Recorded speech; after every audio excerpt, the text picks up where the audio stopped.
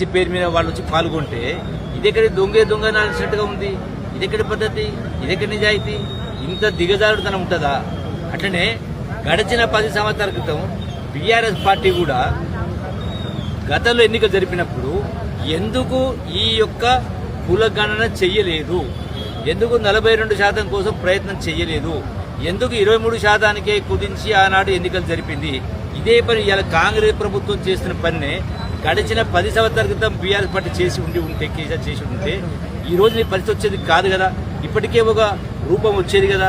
ఎట్లయితే తెలంగాణ రాష్ట్రాన్ని యావత్ సమాజం సంఘటిత తెలంగాణ సాధించుకున్నామో ఈ బీసీ రిజర్వేషన్ సాధించుకోవడానికి కూడా ఈనాడు సంఘటితం కావాల్సిన అవసరం ఉంది. మన ప్రభుత్వం చలన అన్ని చేస్తూ ఉంది. రెండు తోడు దొంగలాగా బీజేపీ బీఆర్ఎస్ పార్టీ ఈ యొక్క బీసీ 42% అడ్డుకునే కార్యక్రమం చేస్తూ ఉంది. కాబట్టి ఇలా ప్రథమ ముద్దాయి దోషులు బీజేపీ బీఆర్ఎస్ తప్ప కాంగ్రెస్ పార్టీ చిత్తశుద్ధిగా నిజాయితీగా చేస్తూ ఉంది.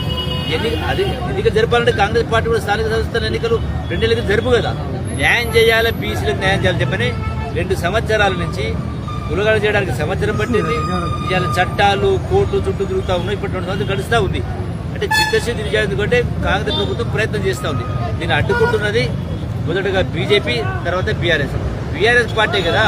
కోర్టు చట్టం చేసిన తర్వాత లోపంజర కూడా కార్యక్రమాన్ని ముందుకు తీసుకెళ్లే కార్యక్రమం జరిగింది. కులగణన చేయడం జరిగింది, కమిషన్ రిపోర్ట్ ఇవ్వడం జరిగింది, శాసనసభలో తీర్మానం చేయడం జరిగింది, దాని ప్రకారం గజెట్ నోటిఫికేషన్ ఇవ్వడం జరిగింది.